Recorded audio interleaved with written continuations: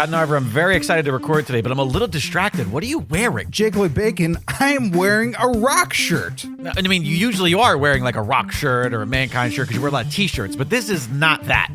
No, I got one of those super expensive shirts that The Rock wears when he's a bad guy. Yeah, it's very glittery, it's gold, there's light shining and refracting off of you. It's incredibly distracting. Dude, it's distracting to me too. I paid over $1,500 for this thing, and I got it in Chinatown, and what's really cool is little pieces of fabric keep coming off. Oh, Scott, really? We really need to raise our Patreon prices.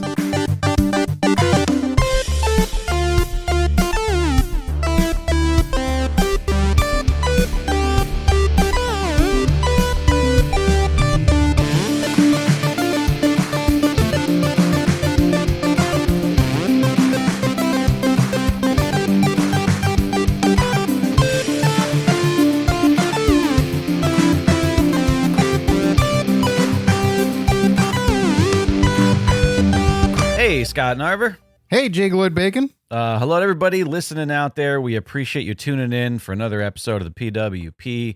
A very special thanks and a very special welcome to those joining us live, as it happens, real time, via the super exclusive patron-only live stream. Listen, if you've been listening to the show for a while, you've heard us say this 1 million times.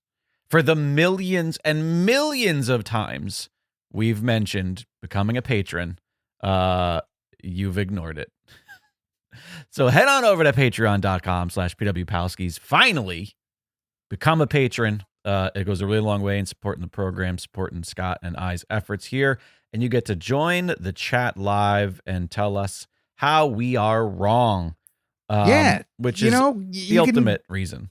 You can save up for those gold sneakers another time, and maybe just instead of that you're pulling in for those sweet gold sneaks, you instead throw $5 towards the Patreon, or you can even sign up for the year. And I know that's really going to cut in that gold sneaker fund, but I think we're going to last a little bit longer than that investment would. Also, we must acknowledge current PWP world champ Mike Lucas, a.k.a. Hackensack. Mike Lucas, current PWP champ for the month of February 2024. If you want to challenge him, you got to become a championship Palski over on the Patreon. Scott Narver, I'm running the news biz this week. We got to talk about some stuff going in, coming out, all sorts of. That's how I goodies. like my wrestling. What's going in and what's coming out? Scott's been a little on the busy side, hence why we're recording on a rare Monday morning. That's not true. It makes it sound like you're really moving and shaking, and it's got a lot of good stuff going on. Epilepsy has not hit yet. I'm sure in time it will. There's just some life stuff going on. So Jake has done me he's done me the favor. He's coordinated the show. And also, done all this, so I'm sitting pretty and ignorant right here. I'm just going, I don't know what's happening. And with that said, obviously the giant news stories that I'm sure everybody's like, can't wait to talk about it. My finger is not on the pulse. So let's talk about some silly shit that I found, shall we? Yeah. How about this? Booker T's Reality of Wrestling issued a press release to announce the launch of a, quote, groundbreaking competition series called ROW Games, the search for the ultimate athlete. Games. What'd you say? Rogaines. Yeah. Rogaines. So, in a quote, he says, this is my favorite. I love, just join me on this journey, okay? ROW Games is not just another athletic competition. It's the heart of what wrestling embodies. The blend of physical prowess, mental toughness, and sheer will to succeed, says Booker T. These athletes are about to face a challenge like no other, and only the best will make it to the end. We're looking for those who have the spark, the charisma, and the story that will inspire.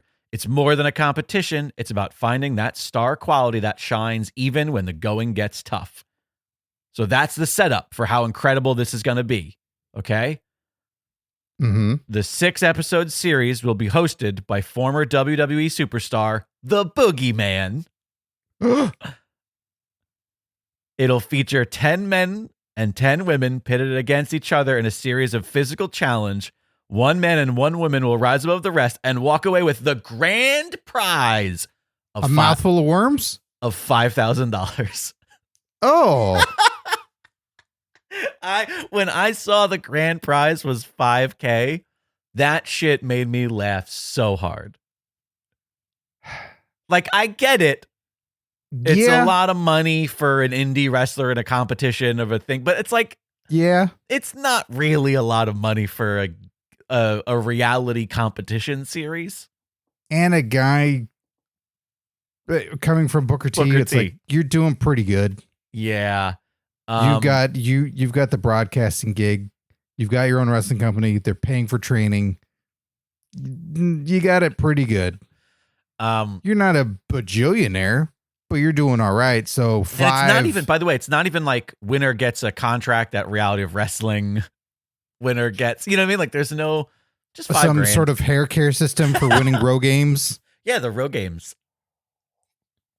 Do you think people that are professional like rowers will show up? Is there a name? Is there a specific name for that? The boys in the boat. Yeah. Is there a specific name for that sport that's not rowing? Isn't there a name for that, like in college? Yeah, isn't it like a cocksmith or something funny? A cocksmith? Hold on, let me look this up here. I've been called a cocksmith in my time, but never a rower. I doubt the Smith part was in there. By the way, Tim Redbeard in the chat, I was hoping that the description would have the phrase tough enough in it.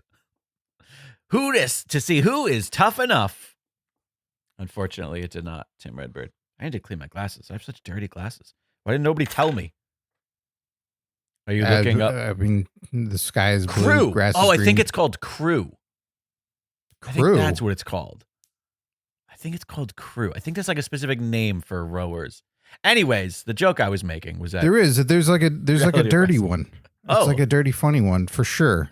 Like are you Googling dirty funny row term right now? Yeah. Great. Coxswain? Coxswain?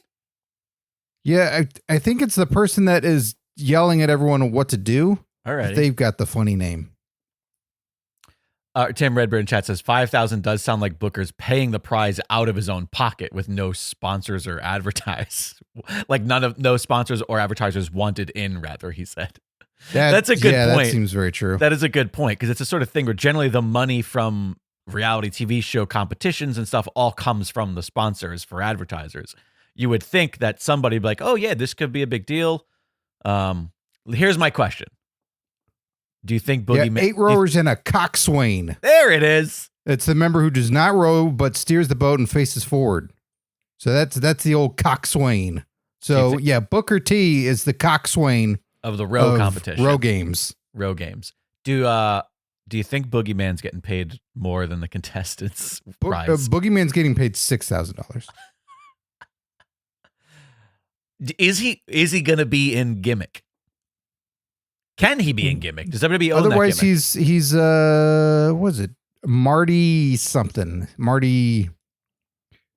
I gotta look that up too. Marty, not worth our time without the Boogeyman paint on.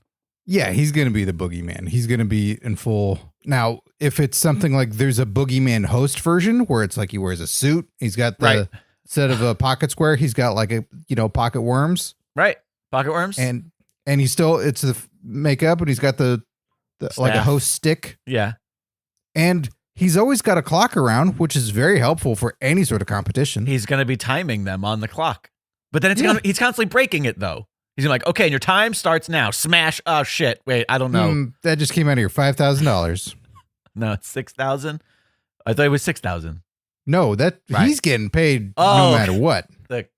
The contestants, the prize. Yeah, that's when the time's up. That's when he'll smash it. Alrighty, moving on. Former WCW and NFL star Steve Mongo McMichael has faced a number of health concerns in recent years, beginning with a diagnosis of ALS, Lou Gehrig's disease, in 2021. Unfortunately, last week, McMichael was admitted to the ICU battling a urinary tract infection. But it turns out that his hospital stay has now been extended due to him contracting an antibiotic-resistant staph infection.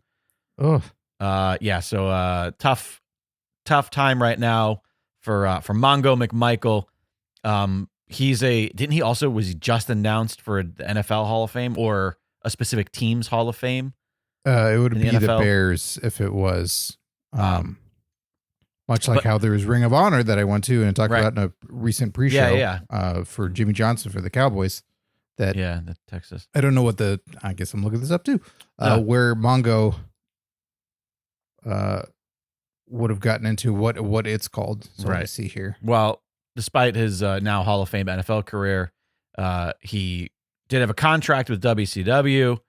For 4 years, he worked there and was a one-time WCW United States Heavyweight Champion by beating one of the greatest champions of all time, the Texas Chainsaw Massacre Death Match champion, also WWE Hall of Famer Jeff Jarrett. But less important. Undisputed. Yeah. Right. Sorry about that.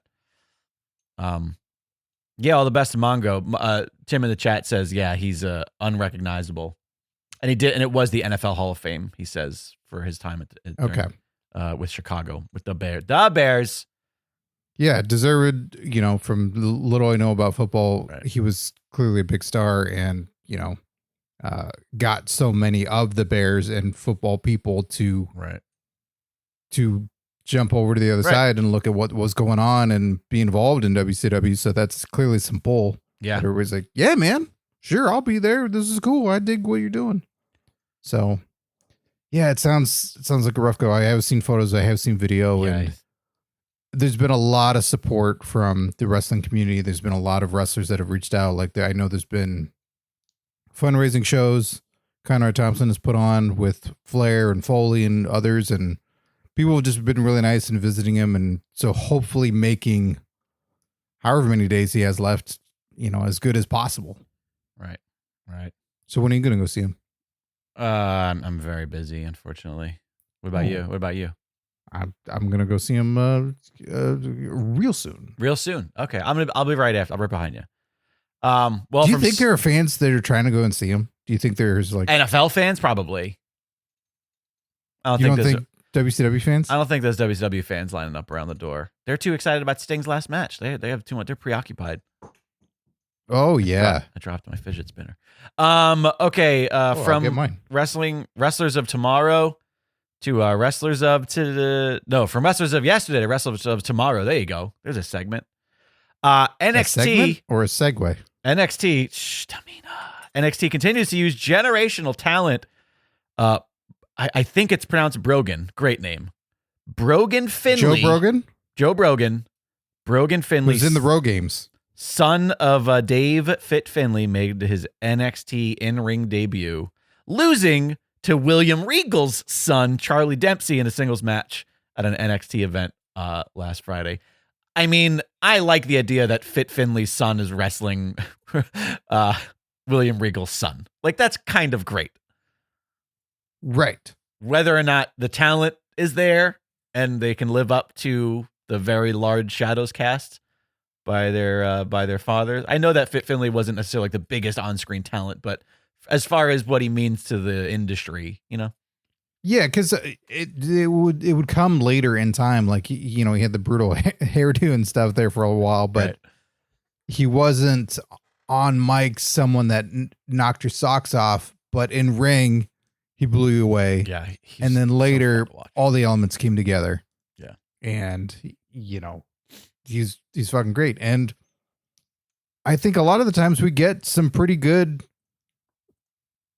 second generation, third generation talent. Every so often we get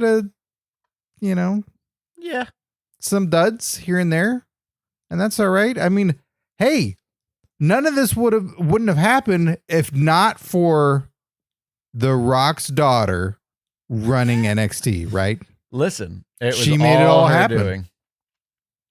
I'm gonna show you a picture of him. Do you know what he looks like? Does the N in NXT stand for nepotism now? I mean, it didn't stand for anything to begin with. So maybe it always did. Maybe that's part of it. Maybe that's 3.0. Maybe it's all nepotism. It's everybody's got a kid and they're here. Let's see. I'm trying to find like a good image of him to share with you and the Palskis.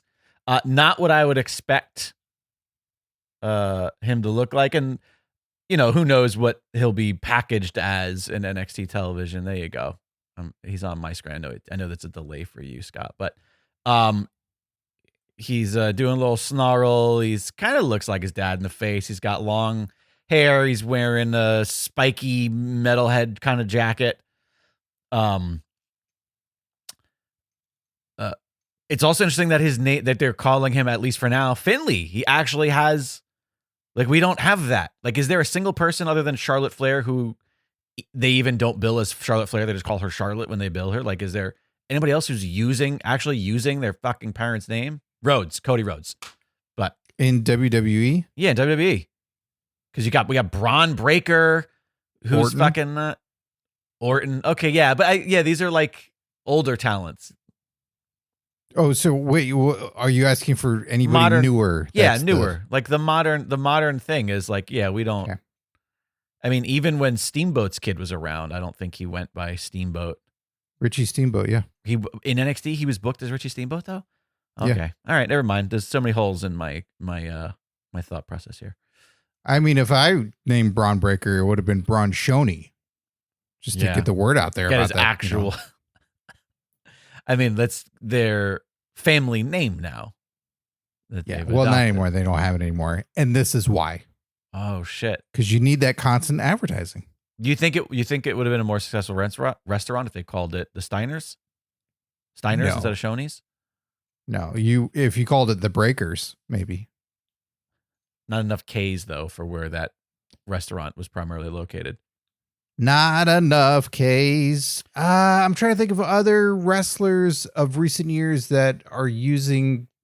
Because Lexus King is different, but it's justified of why he's not being Brian Pillman Jr. there. I'm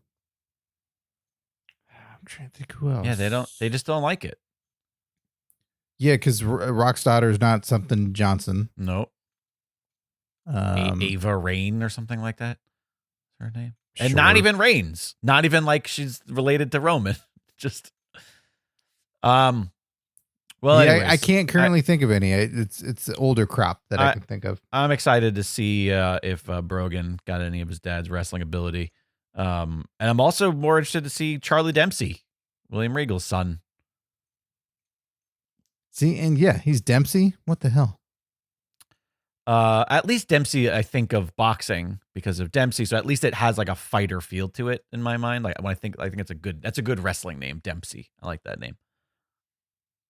It does seem like there's too many of them, and also you have Regal, British. Yeah, right. What if Charlie Dempsey's a American Southern character, and he comes out and he's like, "I'm from Louisiana. I'm Lord Chuck Dempsey. I love to go to Shoney's." Speaking of NXT talent, Patrick Clark, the man formerly known as the Velveteen Dream, has returned to the ring. On Saturday, he returned to wrestling at Dynasty in New York. The former WWE star interrupted the opening match before issuing an open challenge. There's videos of this. He seemed to receive a warm welcome from those in attendance. It might also have just been that shock of holy shit, I can't believe he's actually fucking here. But he didn't get booed out of the building, which is a little surprising. Who do you think should answer his open challenge?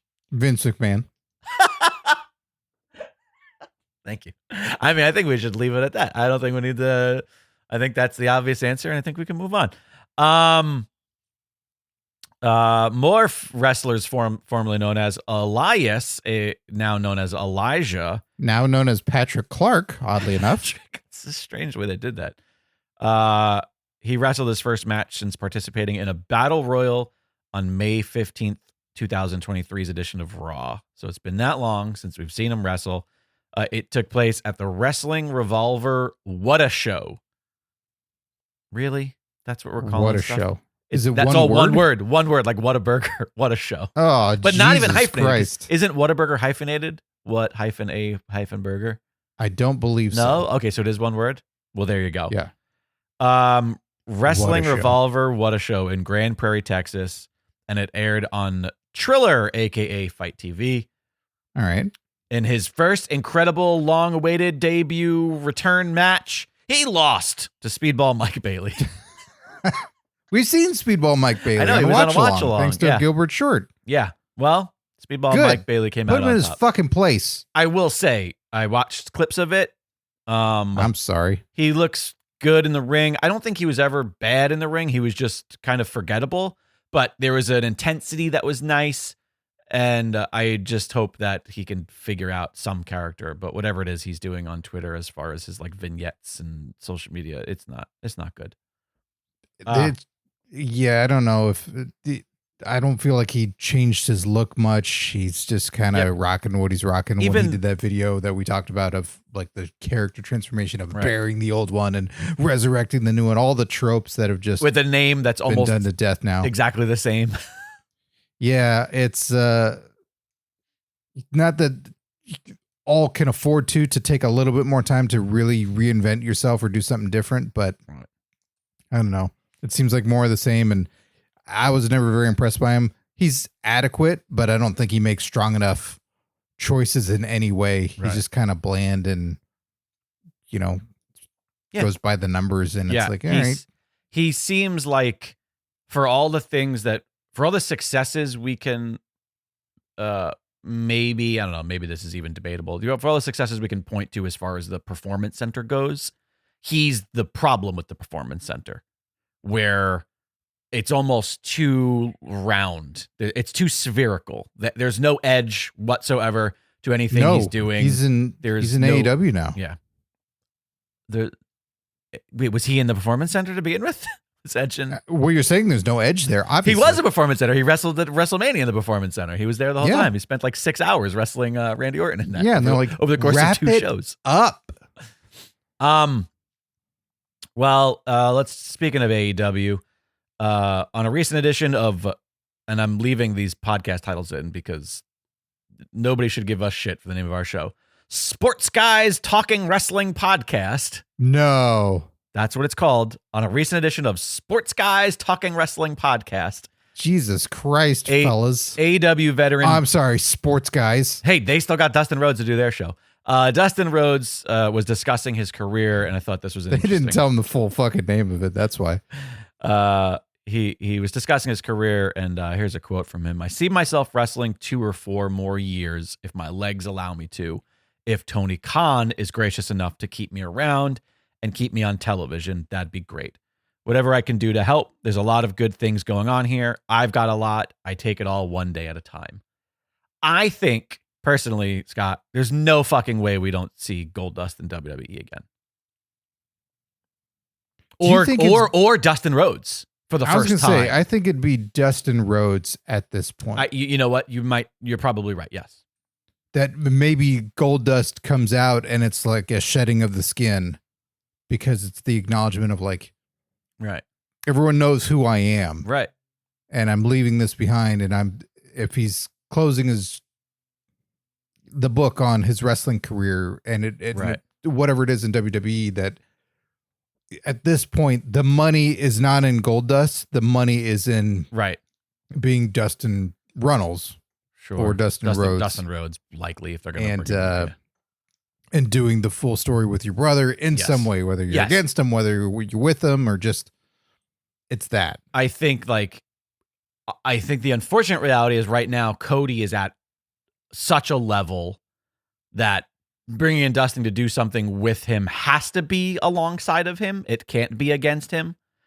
I just don't know that if they didn't want to do it when it was at its hottest, right? Meaning WWE. Is different. True. Because that's a good point. It ain't they no more. That's a very good point. They's challenging Patrick Clark to a match. Yeah, they should be fucking answering that open challenge. So then maybe we do get it. But I do think him retiring, losing to his brother it doesn't have to be Mania. Not everything has to take place at fucking WrestleMania, but just at a good event that's, and I mean, talk about a Hall of Fame guarantee when he does decide to hang it up. Like Goldust Hall of Fame instant. Like that's such a easy no-brainer. You say Dustin Rhodes and because it's about his time. I think that's the better way to go a lot of the time, that you acknowledge everything. this guy's Dustin Rhodes. He's going on the Hall of Fame. We knew him a long time as Goldust, but in WCW and these other things, like he was Dustin Rhodes. Yeah, especially since WWE has all that footage. They own all that shit now. Yeah, like Kevin Nash went into the Hall of Fame, and then Razor Ramon went into the Hall of Fame. And that shit's just weird. That because, was weird, yeah. Yes, Razor Ramon's super popular and great and everything, and maybe that's the wrestler's decision at the end of the day. I don't know, but possibly he became more popular, and we all knew him. Once you are known as your real self, right? Like Turn Up to 10, like as your name, or you're the closest to your stage name that is your name, then you are that person. I mean, I feel Triple H just did it. Like, we are officially getting, from now on, when he's referred to on television, he's Paul Triple H Levesque. That is like, we're not going to put that back in the box anymore. You know what I mean? Right. Like, and I think, Dustin Rhodes is probably a good example of that. Even if they do Gold Dust, in quotes, Gold Dust Dustin Rhodes, and make it like, really? You think so? Yeah, I think they would do that. I think they would Dustin do that in a second. Gold Dust Rhodes. No, like, that's not my middle name. I didn't say in the middle. I said Gold Dust Dustin Rhodes. Like, no, you know, okay. No, I could see them doing that. I wouldn't sign off on that. I could see them doing that because WWE used to like, but people still know him as Gold but Dust. You just said with Paul, it's Paul Triple H Levesque. Yeah, so but that's they put different. It in the middle. Yeah, because it sounds better in the middle in that instance. Why? Try it the other way. Triple H Paul Levesque. Yeah, that doesn't sound good. Because you can't have gold said twice. Or not gold, dust said twice. You don't want. Oh no, that is Gold Dust Dustin Rhodes. Oh, no. Yeah, that's what Dustin you're doing. Dustin Gold Dust. It does sound better with it said twice. That's what I'm trying to say. Dusty Rhodes' son. Yes. Gold Dust Dustin Cody, Rhodes. And in parentheses, Cody Rhodes' brother. Who will leave him in the dust at Dust Ball. Yeah, I don't know. I thought this was interesting because I just feel like he's a very sweet man, Dustin Rhodes, but this has to be him being like, this is the company I work for. I need to put him over. I need to talk about how good it is. I need to talk about what we got going on here. But I can't imagine. This is what my brother fucking said we're going to be doing for the rest of our days. And this is it. We're going to be together forever. And they fucking left and they went and made a bunch of goddamn money. I told him his neck tattoo was stupid. Right. And he left me here for a contract that I signed way longer. I didn't know. Right. Because he wouldn't pick up his fucking phone that day. I'm having a good time. I do Canadian Destroyers now. Suicide in the chat says Rhodes also isn't his last name. Runnels. And but I feel like that's like Flair floor at this point, where it's like, we're just gonna say that his last name is Rhodes. Yeah, because he's done both. Yeah, he's done Runnels and Rhodes, but I feel like it's the stage Rhodes name family part of it. Yeah, it's like you go Rhodes, just because people go, "What's Runnels?" Yeah, we don't want to explain. Well, from the employee to the boss, let me tell you about these Tony Khan quotes that I pulled, because if this man isn't a salesman, I don't know what he is. On a recent appearance on the Sports Grid podcast.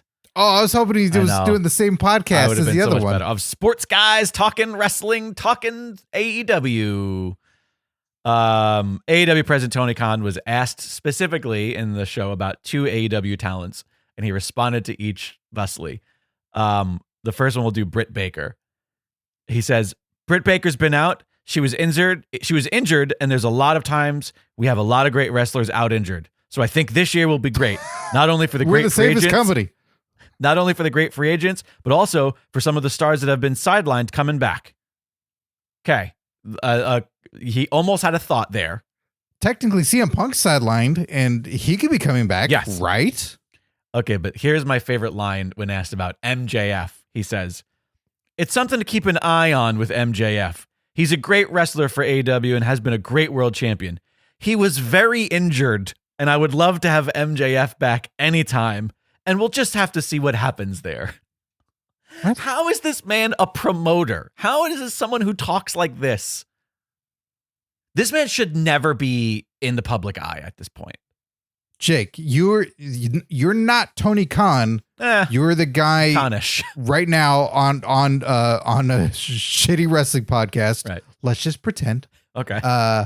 and you are addressing. I'm the interviewer saying, Okay. hey, what's the status with MJF? When are we going to see him again? And you're representing AEW and you're talking about it. So I'm a bad person to play this example with because I haven't been keeping up on the thing. But I would say something to the extent you know how this should work. Of MJF. He was unhappy for a while. He requested his release. Became world champion. It's incredible how his tone changed, and due to the injury that's kept him sidelined. I can't imagine that he's not chomping at the bit to get back, but also I haven't forgotten, what he said to me and the way that he spoke to me. And so we'll see whether or not I let MJF return to AEW programming. Oh my God, you made it all about you. Yeah, that's what you are, Tony Khan. That's what he should do. Make a story. Same. Tell a story. No, Tim Redbeard. I've lost too many fucking stars. I need to hold on to any of them. He's coming back. He's hurt right now. There's that He's too. coming back. He's under a fucking contract. No one can have him. I know it's 2024, but fuck off. He's still mine. Tim Redbeard in chat says, I always think of Kevin Bacon freaking out at the end of Animal House when never TK is questioned. It's a really good. So at the parade, good analogy. When everything's crazy. What is he yelling? He's yelling the same thing over and over again. You're correct, but I forget what it is. It's just like that stuffy sort of like preppy. Yeah, I'm upset with how is this happening? How are you letting this happen? Yeah, you get Tony Khan's fucking awful at a lot of things. Yeah. And I've been going with less and less sleep all the time. I'm starting to get the CM Punk eyes. And it doesn't work for me. I know I'm not getting better at anything with overexerting myself or having too much on my plate. Have you tried Coke though? And not. I have not. I mean, there's a reason. Have you heard good things? It's not working for me. Oh, I've heard great things. Oh. Yeah. We listen, here at PWP, we firmly endorse doing a whole bunch of Coke. Because after all, sign me up. It's a wrestling show. Coke and steroids. This is right? Wrestling show talking wrestling fans with wrestling guys. Yeah. Sports and Coke and steroids. With the drive piler and the meat wagon. Oh, man, I hope I'm the meat wagon. Don't worry, buddy. You are the meat wagon. Yes. Should I change the name? We got like six TikTok clips ready to go from this episode alone. Should I write? I feel like. Should I just take a marker and write meat right here on the sweater? Yeah, Dragon Meat Wagon. By the way, brand new hoodies available in the shop right now. They're very, very cozy. I'm so cozy. This is such a nice little hoodie. Get all your Dragon Wagon Radio and PWP merchandise in the shop. Sent out a few hot dogs. Stand up, turn around, do a spin around, darling. Ooh, yeah, look at that. It's not the zipper, which is nice because sometimes it's nice to have a zip up hoodie. We got. But then sometimes you want the connectivity of the hands going in the pockets. Well, the problem with the zip ups is that the print space isn't as nice, and so it's like we can offer them, but they're not that great. They're just these little tiny little logos. Anyways, sent out some Hot Dogomania shirts, which I was very excited about. Is that right? I did a gesture to the camera, and now I've unfocused myself. That's okay. You're much more attractive with a softer focus. You're like a 1960s silver screen star. I'm like Tony Storm. You're like Tony Storm, exactly. How do you refocus a webcam? You just wait. It'll find you. Are you doing the chicken dance right now? What is happening? I'm doing everything. Well, if you can't do John Cena's You Can't See Me. Wrestler gestures. If you do You Can't See Me, it'll never focus on you because it literally won't be able to see you. Oh, no. I like that you're I'm doing all the wrestling maneuvers and you just did the Hardys. That's all you did. They have 9 of them. They took up so many. Yeah. New wrestlers. It was bullshit. I feel like a lot of people that don't know what to do with their hands all went like, what the hell, man? You just fucking took like that. You took this, took that, you took this, you took this. Yeah. Too many fucking things. Too many fucking things is ironic that they're both in AEW because that should be what the Young Bucks are called. Too many fucking things. Yeah, too many fucking things. Alrighty, well, moving on here. While Scott still attempts to get focus. Move your face real close to it and then very slowly move it away. Okay. Okay, there we go. It looks like we're crisp. So Skeeter right now. Yeah, it does feel a little Skeeterish. You look alike. Anybody would tell you that? Well, wait, no, but you left your mic there, and so it focused on your microphone while you were there. Shit. I'm leaving this all in the audio. I'm not editing any of this out, just so you know. No, this is news. This is major news. All right, well, your webcam's broken. I don't know how you can fix that. Anyways. Buy us another one. Let's move on. WWE's programming returns to A&E. Have you watched any of the A&E programming?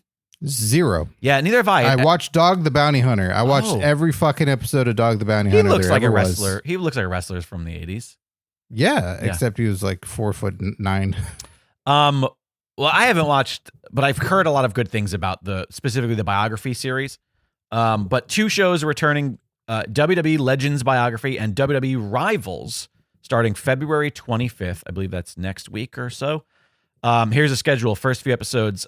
Biography, the first 4 episodes are going to be Randy Orton, DDP, Davey Boy Smith, and then Roman Reigns.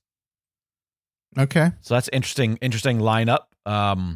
I still prefer the WWE DVD biographies. Like I like those better. Sure. But I am interested in the Rivals show. The 19th reincarnation of that. I did watch the ones show. that were on the network, and I did enjoy this. There's 1 or 2 here that are more interesting than the others. Triple H versus The Rock is the first one up. John Cena versus Randy Orton, which is like, that hopefully that episode doesn't run for 10 years too long. And then the other 2 I'm interested in, Edge and Christian versus Matt and Jeff Hardy. And then Daniel. And then the 2 other guys who are omitted from that. I mean, I don't know that. I think it's specifically about because, like, I think the Dudleys came in and out of their 3-way rivalry, whereas I think like it started with Edge and Christian and Matt and Jeff, and then it kind of ended with Edge and Christian, Matt and Jeff. Did it end with them? I kind of feel that way. No. Okay. I think it ended with Matt and Edge. Sure, and that's. Who knows? Maybe that was a sexual nature. And then the last one, March 31st, Daniel Bryan and The Miz. I like that. I like that because it didn't go on for like so insanely long, and they didn't have like an in-ring feud for years and years and years and years. So it can start in NXT, and they can tell that story. We can come through his retirement. We can have some of that stuff. I feel like there's some fun to be had there. That's tricky, though, because are we just going to get old Daniel Bryan interviews? I don't. It's a great question. Same could be said about Edge, Matt, and Jeff. And Christian. What am I talking about? I'm sorry. All 4 of those men are in AEW right now. I forgot. Yeah. That one, they've talked about it so much that I feel like they could use old shit and everyone would know it and be like, that's old. Right. But you still go, they put it all together. It's fine. God, these guys all look great. Meanwhile, for their age. 2 of them are still fighting each other in AEW. The rivalry continues. Yeah. So, that's interesting. Some of the A&E stuff, I've never watched it because it sounds like at times they just omit shit entirely. Anybody in the gloss over stuff. If anybody in the chat has watched any of the A&E stuff, let us know. I'm curious. People say they like it. There's just big gaps in times at times. Maybe the rivalry stuff is better because you're only dealing with in-house WWE things. Right. All right. Well, let's talk about what's happening. Well, let's talk about this quick thing. Again, back to the plugs. Tim Redbeard says, I got a PWP hoodie with his last championship. Loves it. So cozy. Hope we get a photo of that in the Discord. Send pics. Send pics or it didn't happen. And wear something below the hoodie. Yeah, please. But I don't want to listen. I'm not Patrick Clark here. Okay, send respectable pics of you in merchandise. All right. Otherwise, you can slide into Tim Redbeard's DMs and you can get those other pics. Oh yeah. But you gotta slide. He can't slide to you. By the way, Tim Redbeard's OnlyFans is outstanding. A+ work, Tim. Redbeard is if you think about it, that's what you're getting. Suicide said in the chat, I love the A&E with Piper. I have heard that was a good one too. Yeah. Thanks, Suicide. Yeah. I'm curious about checking out some of those. I don't know where I can watch them. I'm curious like what streamer. I'm sure A&E has some deal with some network streamer. Or I know they sold those like on Vudu. You can buy the episodes. Yeah, it might have been on Hulu. Maybe I think A&E might have a deal on Hulu potentially. Or sure, maybe Paramount Plus. All right. Anyway, Fight TV. No, it's not called that. It's called Triller. Oh, you're thinking of Screambox. No, that's Thriller you're thinking of. Who's on first? Okay, let's talk about some modern shit happening on the WWE Men's Elimination Chamber. The match lineup is finalized. Elimination Chamber is this upcoming weekend. In Australia, Perth, Down Under. Is that good? Is that how they say it? This is not a movie podcast. I just watched Talk to Me last night, an Australian horror movie. Yeah, good. You liked it? Fuck yeah, it's really fucking good. Jake, I think knowing your criteria for horror movies and like what is okay, like it's without going to spoiler territory of anything, I think it works for what you would watch. Okay. Because it's not a monster. Not torture porn. It's not torture porn. It is I don't mind a thriller. I'm not a big fan of horror. I don't mind a thriller. It's more thriller with scary stuff going on, but it's not a slasher. It's not about gore. There is certainly some fucked up stuff that happens. Alrighty. Talk to me. But I think it adds to it. I think you could handle it because so many people talk about it. It's Australian. Right. But I say you throw Talk to Me in the Elimination Chamber. Talk to me. I don't know how to say that was an Australian accent. I don't say anything in Australian accent. Talk to me. I don't know how to say anything. Talk to me. All right. Speaking of horror, Men's Elimination Chamber is all completed to see who faces Seth at Mania. The competitors will be Lashley, McIntyre, Orton, KO, LA Knight, and Logan Paul. For what? To see who faces Seth at Mania. To see who is Seth's number one contender. Oh, so this is a punishment.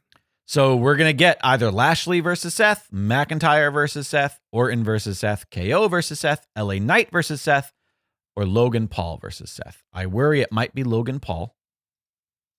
No. He's got the U.S. title. I know, but that's why I said I worry, and I said might. I think it will be McIntyre. It seems like he's the one where the story's been kind of, out of all these people, he's got the most spotlight on TV at the moment. I am very behind on things, just in life in general. Sure. I'm not even competing in the Row Games this year, which is very upsetting. It's unfortunate. You're going to be missed. I am very aware, though, of what Drew McIntyre has carved out for himself. Yes. And how well he's executed. I haven't seen all of it. I've heard snippets. I know that he's taking credit for the Punk injury and he's DM. Oh, yeah. Hunk. Yep. Right? DM Hunk. He made a t-shirt that is him pointing at a grave and it says like CM Punk's WrestleMania dreams. and he's like, it's the number one selling t-shirt. There was a segment on SmackDown.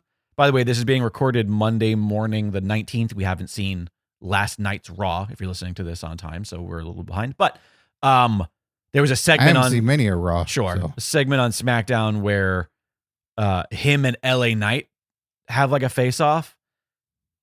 It's so good. This is the best McIntyre's been in a long time, and it felt very I hate saying unscripted because I'm sure it wasn't because it's still WWE, but it just felt old school. It felt refreshing. It was like very intense. It feels like they stopped. He would be saying this stuff. Yes, and like it feels true, and you don't know where. Like, do you feel all of this? Right. Like for real, or is some of this half truths? Like, it's so well done, and he's doing it great. It's got to be him because also he's getting hate, and he's not over listening. Drew McIntyre's big problem is that he says his line and then he stops and he waits until his next line. That segment, one of the reasons why I think it stuck out so good is that him and LA Knight just fucking yelled at each other for a fucking minute. And it was the overlapping dialogue, but you can hear everything and it made sense and everything was very pointed. And there was some cutting lines. He was picking on LA Knight's showmanship and how he's just all flash and you know, and then they didn't just stop when people came along and put a mic in between them. They actually kept yelling as they were being pulled apart. It was good. It was it was two guys who don't like each other who want to fight.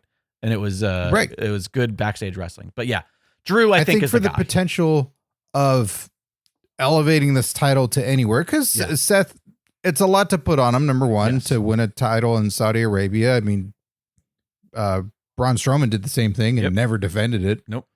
In the greatest Royal literally Rumble. never seen that green belt ever again. Probably gave it to Nicholas also. Yeah. And you think he'll bring it out on St. Patrick's Day and be like, it's the one day of the year this shit makes sense. And then baby Finlay of not same name shows up and wins it because Games Irish. Bro Games Finlay. I feel like this is the best opportunity you have to start to elevate that title and tell the next chapter of its story. Yeah. That the guy with all the momentum, the guy who's going to finish his story over CM Punk doing it, and this is his comeback. This is him doing everything in front of a crowd, and they're going to keep booing him because he won it. He takes it off an injured Seth, which I think is better than a Money in the Bank briefcase win. 100%. It's this setting. All the stars are aligning for Drew to have a good opportunity and essentially to be the B champion, right? Yeah. Like it's,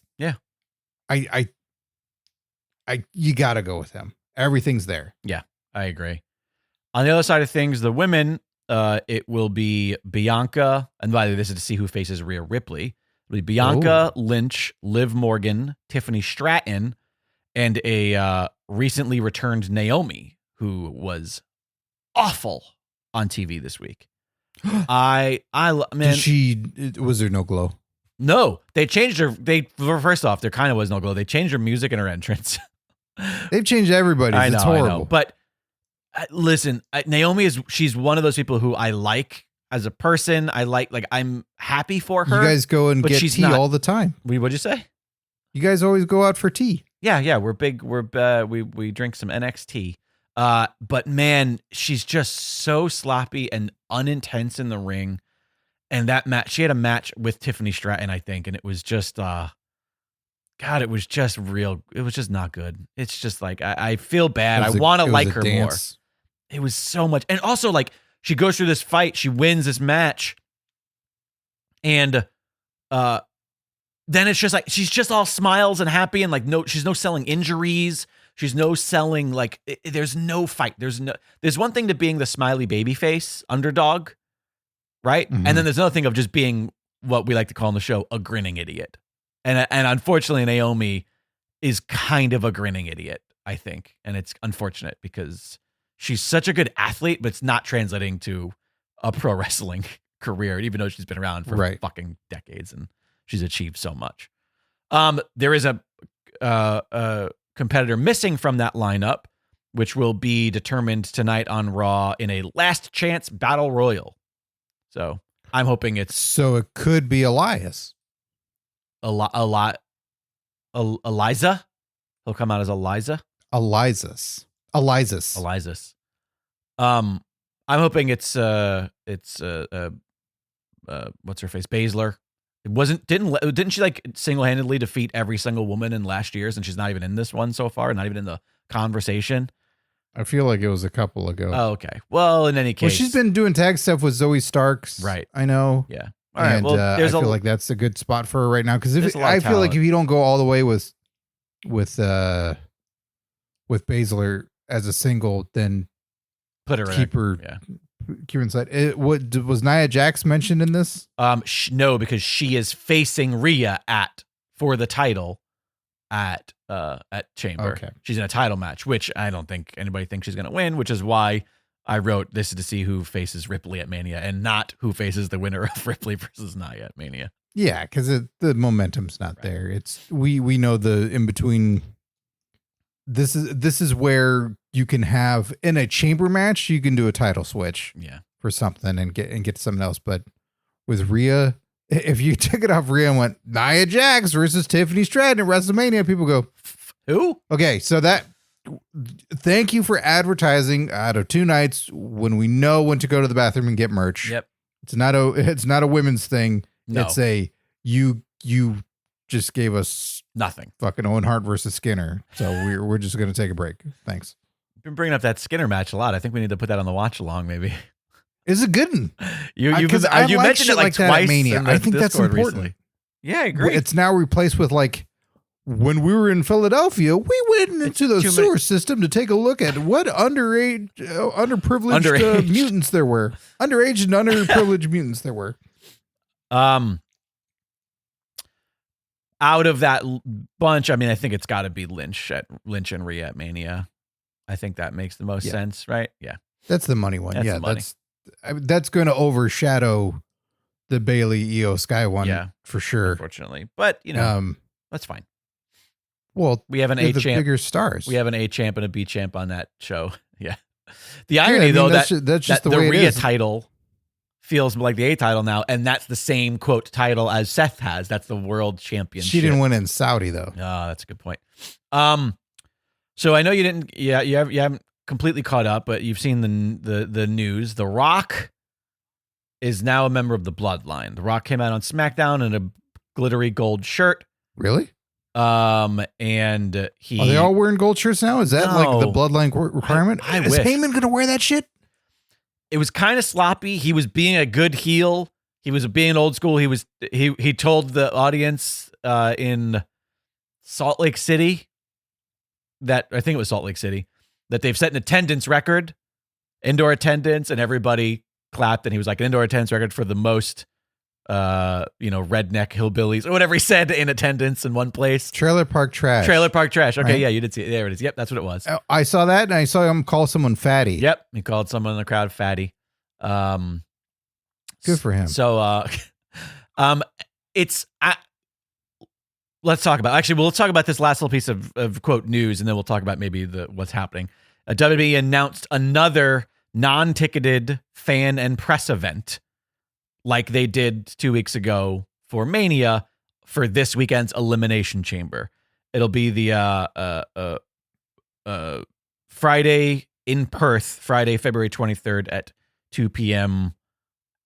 AWST. I don't know what that is. Australian West Standard Time, maybe. Yeah, I'm gonna see it. We'll see. See if I can get tickets. I know it says it's non-ticketed event, but I'm gonna see if I can get non-ticketed. So it'll be 11 p.m. essentially Eastern Standard Time. So 11 here, 8. That works for you. 8 for you. Still up.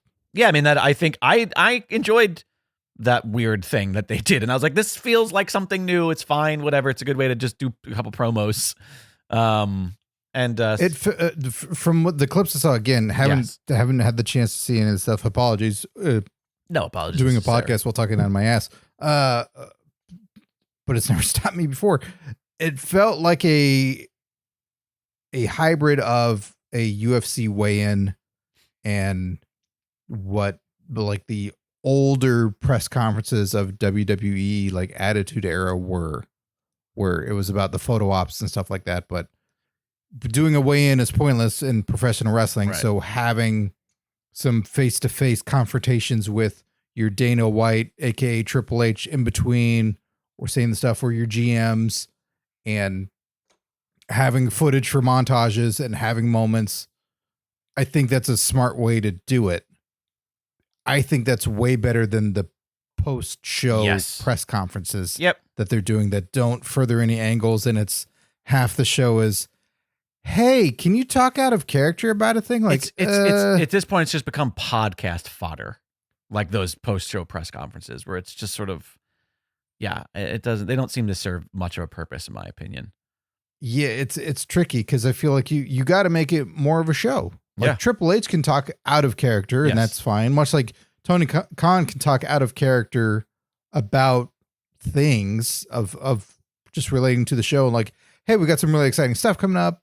But it's still, you're the matchmaker. It's the fucking things are happening. So taking more, maybe this is TKO influence where they're like, hey, what can we do to hype this stuff more? Right. When it's coming around the corner. And maybe they don't do it all year round. Like if you did it on, I don't think they should do it around Mania and around pay-per-view. SummerSlam. Like, I think that's fine. As long as don't overdo it. As long as you don't get it for every single pay-per-view. As long as it's not like every, like, oh, we're going to do Fastlane and but I think this was a smart utilization of let's take a formula that works Right. and make it ours. Well, let's go back though and just talk a little bit about The Rock. So there's some chatter in the chat here, and it's all stuff I agree with. So my big problem with The Rock's heel promo on SmackDown, where he joins Judgment Day. One, it does feel like join the Judgment Day. No, I'm sorry. Wait, what's our truth status? That'd be then? incredible. Oh fuck, that'd be good. Live, laugh, love, and rock. Live, laugh, shut your mouth. Live, laugh, shut your mouth, fatty. So, my big problem with The Rock, it does feel like it's very abrupt in a way that's inorganic, but it's whatever. It's one of those things where it's like, it's wrestling, so we're going to go like, this is what we're doing now. Get on board. Forget what just happened. Like, it feels like that.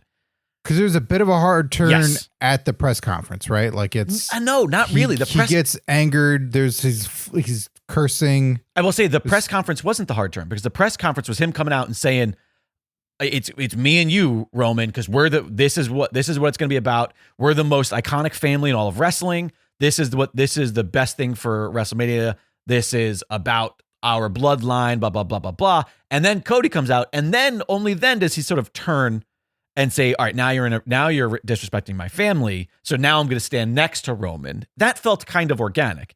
Now it's just like... But then he starts lipping off to other people, right? Like, yes. You better fucking fix he this. Said that to, do you know who the fuck we are? Yep. He started... That type of stuff. So now he comes out, and this is my big gripe with it, is Roman as a heel, his premises are accurate, okay? He is telling the truth, and that's why we boo him, because we don't like the truth. He says, yeah. I like the truth. He's in the Judgment Day. Roman is saying, like, yeah, I do work a ton less than you, and I get paid a fuck ton more. And yeah, I've done this. Yeah, I don't freaking show. I have to show up. Like, he's pretty much saying what we do know, and owning that. Right? And like the best heels. A little bit of the best when heels people get pissed off with like Heyman and Brock, when Heyman's acknowledging like no one wants to step up to Brock to fight him. So we're not here. We're all prize the time. fighters or whatever that bit was for a while. Yeah, like, and I do think it was like people are scared. Right. So you find someone and we'll fight them. We'll show up. So The Rock goes on this whole tirade about you had The Rock versus Roman, but then Cody cries about it, and this and that, and he says like that's not how it works in my day. We earned our spots, but it's sort of burying the fact like the dude won the Royal Rumble, like he did. There's the story that he told. He was trying to get boos that I felt like he was getting cheap heat versus doing the good heel thing, which is I think what you and I were very briefly talking about, which we can expand on here, of like this new Rock character being sort of the corporate, like, what did you say? A Hollywood, corporate executive. Hollywood corporate executive. Like he is all things now that fans can go, fuck you, dude. You are so elite. Hold on, let me change the channel here real quick. No, those guys really aren't elite. That's weird. Right. Compared to this other guy. We have two EVPs on one show, and you go, I guess they are. But this other guy's a fucking Hollywood A-lister. Talking about too much stuff. And now on the board of directors, and you go, yeah, that guy fucking has everything, and it pisses me off. I hate you. And I think the part of this, again, having not watched, I think there are two elements that need to be addressed.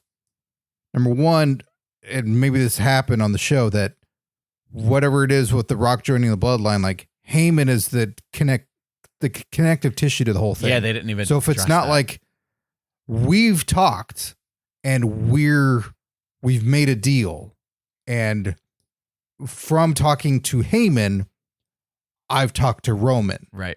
So to give Heyman his power still and say like all of us are aligned now. And then on top of that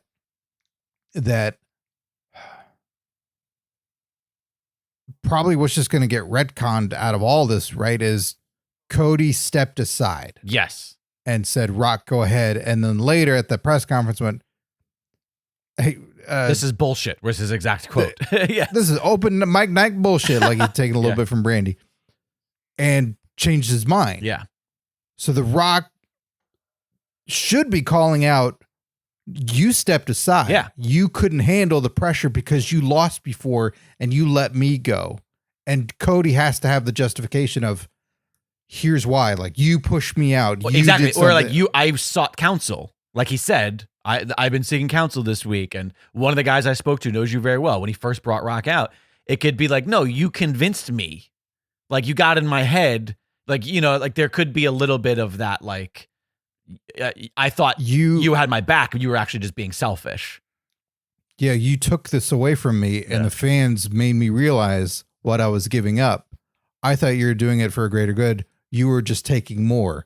And then The Rock then has to take more and more. Like, right. You accuse me of this. It's like, yeah, I'm going to take everything. I'm going to take, like, we the Bloodline are taking all. Like, I now own this company. I now have this. I now have this. He has the title. Like, yes. And we don't care about you and your family. Right. And re-record your song. It sounds echoey. I do think that they have to figure out the balance of what the Bloodline is now, because Roman is still the tribal chief. And it's like you said, they might just retcon what Cody said. They're also going to have to retcon what Rock said about wanting to sit at the head of the table. Because how do you tell a story about the Bloodline with Roman at the top if one of the biggest wrestling stars of all time is standing next to him? You know, like that we need to figure out how we reconcile that. There is also still the possibility that this ends up all being a work and we all end up cheering Rock come Mania because he's did this all to help Cody. Like, who knows what the story they're going to tell is. And I'm excited for the story. I will say, I think the past week and a half have been rocky because it's, no, don't do it. I know you're going to do it. I think that it has been a little, again, I can't come up with something better than rocky. It's been rocky. Bumpy? Because of fan reaction. Turmoil? Because fan reaction, and they did indeed course correct. Like, I think this is a total course correction. It's nice I think it needs to be acknowledged that a couple of weeks ago when we were recording, and if you go back in our Discord, I don't know necessarily why you would, but just to see the real-time reactions. I mean, the wrestling world was reacting of like, this is fucking bullshit when The Rock came out on SmackDown when Cody just, stepped aside, and they're going, this is not what we wanted. We did the collective of the fans didn't want this. And all sports guys talking sports with sportsy sports were acknowledging it. And overall, the WWE went, all right, shit, we thought we had something better. We were going to do this, and we thought this is what they wanted because they're in their own bubble. Right. And they're not wrong to have presented this idea. They didn't shoot under. No. They fucking overshot big time. Right. But what was nice was the collective fan base went, no. Right. We fucking love Cody and we want this to happen. Right. So don't make this go away. And they went, okay. Yeah, we want him to lose a second time. That's what we want. We've had tons of time in which the WWE has had people coming out, McMahon's, other faces of the company saying, we listen to you and whatever you want, we're going to make happen. And we've had many, many years. I feel like the 20 teens, especially, where we want this person to be elevated and go up to the next level. Like, we don't feel that way. It's not in the cards. And just many, many people didn't get past the glass ceiling. Yeah, it's true. And this is a time in which they went, all right, fine. You want this and you're watching and you're paying? We'll fucking make it happen. We'll change it up. And they added it together. And I think that's good because to omit The Rock at this point seems silly. I mean, because the rest of the world was going, what's The Rock doing? Right. 100%. Look at how shiny that vest is. I got to watch. Yeah. So this is, they're fucking hot right now. Like they are mainstream. Their live events, all things are going exceptionally well. Yeah. So I think they are handling this far better now than in the past when they just would have said like, no, we're telling you what you're going to watch. And considering where they were from a like creative control standpoint, the week before Rumble to where they were 2 weeks after or a week after the Rumble, like I think they're doing all right. I mean, you lost CM Punk, your plans for Rock. Yeah. Like there's so many things that happened that had forced them to make turns. And with that considered, they're firing on all cylinders, even though some of the justifications are a little wonky, and Rock being so off script was a little wonky and kind of forgetting spots. And, you know, like also did he write shit on his hand again? Let's not forget, like Rock, he hasn't done this in a long time. Like been a bad guy. He's come out there and he's joked and smiled and he's made fun of people, but it's been a long time since he's actively tried to get booze. There's a little, we talk about ring rust. There's a little, stick rust or, mic rust, like for this sort of behavior. Yeah. That the work he's had to do for so long now is this different PR, right? Like, I got to go on the Tonight Show. I'm on Fallon for a collective 10 minutes. It's broken up into 6 and 4. And I have to have some funny stories. I got to be charming. I got to do this. I got to acknowledge all the fucking people that helped make a movie. Like, and then junkets and all kinds of other weird shit that wrestlers couldn't do. We couldn't do because it takes years and years to figure out how to do that as well. So he's had so many different weird skill sets, and then all the shit he's got to do while making a movie or all the other stuff that he's learned. I mean, and then to go back and go, hey, there's 15,000 people in the crowd and they have to boo you. And you've also got segmented time. Like you have 11 minutes and you can't go over. We don't have extra fucking time for you. All this stuff. It's like, oh, right. His job for over a decade was be likable. And now it's the exact opposite. Well, in any case, that's what's happening. We'll see. I think that we'll see if this kid pulls it out. I don't think that he's going to Australia, Rock or Roman. No. I think what's scheduled for Chamber is Cody is going to be on the Grayson Waller Effect, which is his little talk show segment. And that's going to be how Cody is involved at Chamber. That's smart. Get the kid who's from there featured and Cody out there, and Cody will hit him with that's good use of all that. Yeah. That makes sense. I'm curious if anybody else comes out for that, or if Seth is a part of that, because I don't think Seth has a competitor either. Oh, you think Hogan will show up? Hollywood Hogan? Paul Hogan. Oh shit. Dundee. The real Hollywood Hogan. Fuck. I wish. That's not a tattoo. What? Wait. That's just a bad drawing is what it is. It's not, I don't have tattoos. I mean, why would I do that to myself? No, the inflection was wrong. The line isn't that's not a tattoo. It's like a disbelief. It's like, no, that's not a tattoo, is it? Oh, God. Alrighty, Scott, you froze on us here for a moment, but that's okay because it is time to say goodbye to the live stream. We're going to go take a hotline call or two, but before we go, once again, Mike Lucas, aka Hackensack, current PWP champ. If you want a challenge, you got to become a championship level patron over at patreon.com/PW Palskis. Please consider supporting the show in any capacity over on the Patreon if you can. Thank you guys for joining us. Scott, say goodbye to the live stream. Bye, live stream.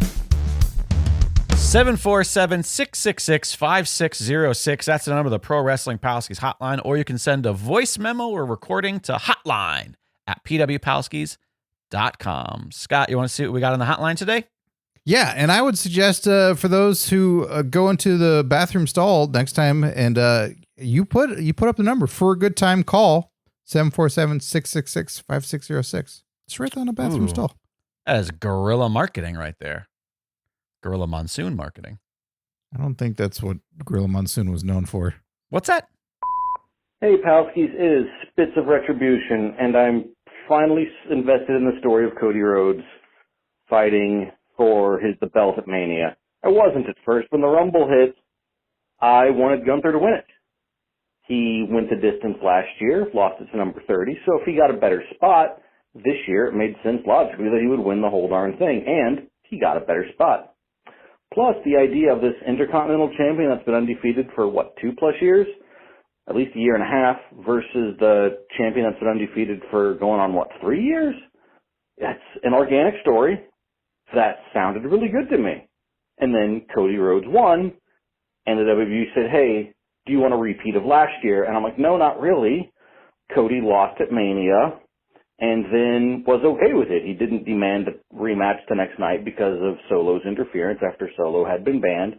Cody was just kind of like, golly shucks, guess I don't finish my story, and went on with his life. Cool. Guess he didn't want it that badly because he had every right to demand a rematch. So when Cody won the Rumble, I didn't care. I really said, I've already seen the story. It was a terribly told story. I don't want to see it again.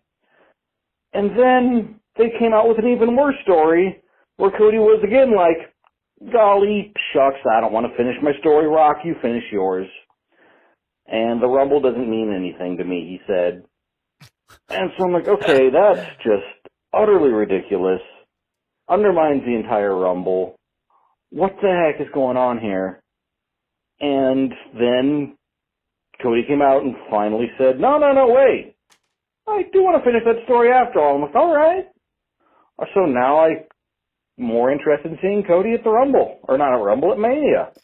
I still want to see The Rock fight Roman for the head of the table. But if the way they're going to go about it is so poorly done, I don't want to see that right now. I mean, at least fit within the logic of your universe. You win the Rumble, you main event Mania, or at least you fight at Mania. Main event's kind of a stretch sometimes. But, yeah, so I guess they convinced me through reverse psychology? I don't know. Those are my thoughts on it. Hope y'all are having a good day. Bye. Maslam, all right, I have a few problems with some of your premises here.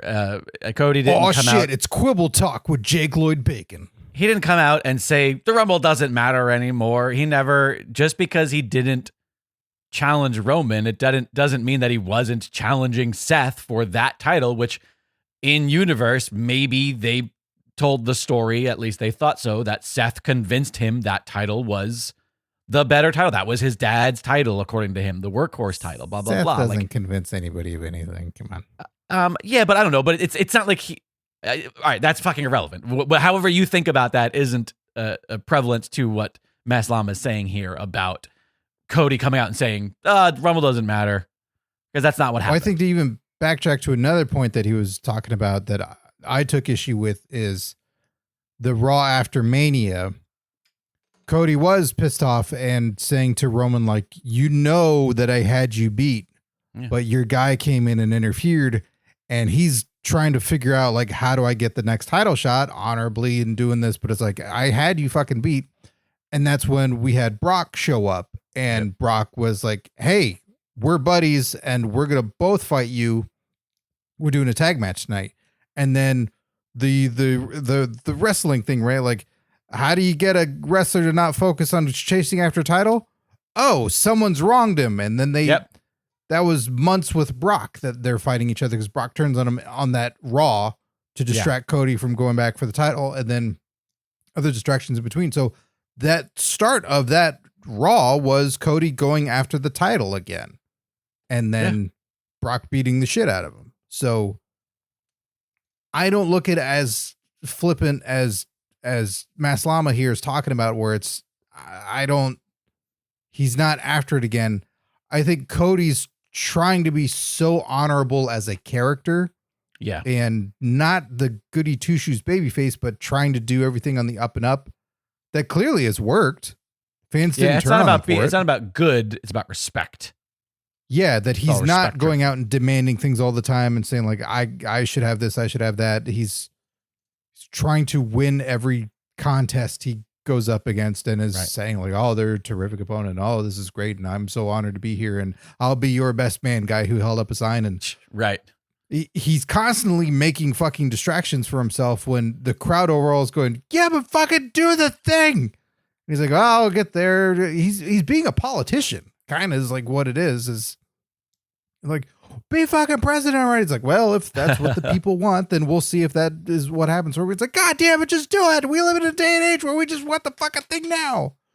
So as we talk about the retconning of why did you step aside is probably just going to go away through video packages and everything. It'll just turn into something else. But those of us who remember go like, that's a bit of a sticking point. But we also don't know what they were going to do with that either. We now will have a permanent unknown. For all we know, it was still going to end up being Cody and Roman. Like you said, like we were all speculating. Maybe one night it was Rock, one night it was Roman. Or, like that we'll never know what the actual plan was. Well, that's not true. We'll know 5 years or a video with like a super tight shot of Cody Rhodes' eyes. We'll know. There you go. With a very bad shoot interview. Yes. So right now, at least in the meantime, we won't know what the true plan was. So it's hard for me to just be like, it was bad and now it's good. It's like, we don't know what it was and we don't know what it is because it's still all fucking unfolding. It's just a circus. It's all just always a circus. Yeah, it's an exciting circus just because we've got all these major players and going like, what the fuck is happening? Yeah. And I'm glad that for Matt Slama's sake as a fan that they've won him over. Like that's the great outcome of all this is I think to share the space with him, we've all had moments where we go, I'm kind of checked out. Like what happened? This didn't work out right. And different reasons for one another, but I think a lot of us have been in the same place that he's been, dismayed of execution of story, execution of how events played out, and being like, oh, come on guys, you dropped the ball, to then collectively be now going like, well, now what the fuck's happening? I'm totally in. So that's a great place for fans to be, because it seems like that's what's happening in our Discord. That's the conversation.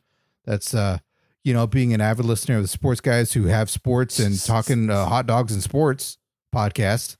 They seem like they're on board. Thanks again for the call, Mass Llama. If you want to have your voice heard, give us a buzz at 747-666-5606. That's 747-666-5606. Or send a voice memo to hotline at pwpalskis.com. That'll do it for this week's show. If you haven't checked out the shop, a lot of really fantastic stuff in there. We got our Hot Dog Mania gear up. We've got brand new hoodies. There's a lot of great hats. There's phone cases, a ton of great designs, some that are very specific to the show, some that are just fun wrestling designs. So if you're like, oh, I like listening to your show, but I don't like you guys enough to wear you. Well, fine. There's just some fun wrestling looking stuff. Lightning bolts. Yeah, check out the shop over at dragonwagonshop.com, or you can just click the shop link at pwpalskis.com. pwpalskis.com is your one-stop shop. There you can find links to the social media. You can find links to the aforementioned Discord, which is the best place, especially during Mania season, man. Hanging out in the Discord. I don't know how bumping it's going to be come Elimination Chamber, considering it's United States start time. But maybe we got some UK friends in there. Yeah. So they'll be like, I'm sure the rooster's crowing and they're, wide awake and early in the morning go like, what a great day. Or I don't know. It's the afternoon. I don't fucking know. So check that all out at pwpalskis.com. You can also find a link to the Patreon. Patreon is the best way to support the show. A few bucks a month goes a really, really long way in keeping Scott and I firmly planted in these seats in front of these microphones. So if you enjoy the community that we've built and you want to ensure that it is here for years to come, days to come, please consider becoming a patron. Scott, we got to thank our current Patreon Palskis. We said before that I could do it this week. If you want, I can do it. I know you joked about it in the past. She's like, in 2024, I think I'm going to do it at some point. If you want to, you can, but I'm not putting that. I'm going to do it. I'm going to try it. All right. By the way, Patreon, also the only place you can get a Retribution name, as well as potentially a Maximum Male Model name. That's right. You can get re-gimmicked by us here at the PWP. It's the one and only place that you can do that, because here, bad gimmicks never die. So thanks to our current Patreon Palskis, AJ0314, a.k.a. Binary, a.k.a. Matrice69. Alex Pierce, a.k.a. Figs, a.k.a. Zetois. Alice Raider, a.k.a. Invasion, a.k.a. Evajois. Andrea Beeler, a.k.a. Pollinate, a.k.a. Achu Detest. Curtis Mason, a.k.a. Hurtis, a.k.a. Alshay. Gilbert Short, a.k.a. Goliathon, a.k.a. Batal Underruz. Mass Llama, a.k.a. Spitz, a.k.a. Zekara Lover. Mickey Bell, a.k.a. Limestone, a.k.a. La Natural. Miguel Diaz, a.k.a. Bipod, a.k.a. Too Much Husk. Mike Lucas, a.k.a. Hackensack, a.k.a. Luger Testicle, a.k.a. current PWP World Champ. My favorite one, Suicide, a.k.a. Tim Bemis, a.k.a. War Trek, a.k.a. Tussle Quest. Tim Redbeard, a.k.a. Blood Fuzz, a.k.a. Blue Day Fuse. Tom Hader, a.k.a. Cupid, a.k.a. Cherub. Ooh, I forgot how to pronounce that one. And Tony Griggs, last but certainly not least, Tony Griggs, a.k.a. Big Griggs, a.k.a. Grand Grisois. I do not give you enough credit for doing that. That is really, really, really tough. And in fairness, the way that it's written in our sheet, just saying AKA that much is very difficult, putting it in all those places. Especially when there's an AKA following an AKA. Yeah, that's my like favorite. Putting a dust in front of a dust. That's my favorite one. Thanks to each and every one of you for continued support of the program. I think I'm going to hand those reins back over to Scott for next time. Speaking of next time, we're going to be talking about the next generation of wrestling next week. Right here. We hope you'll join us. It's always a blast hanging out with you, the Pro Wrestling Palskis. If you're enjoying this podcast or any podcasts on the Dragon Wagon Radio Network, be sure to check out the Dragon Wagon shop. You can tout your podcast pride while supporting your favorite indie podcast network. Make sure to check it often for new items and limited time designs. So shop now at dragonwagonshop.com. Get your dragon swag on.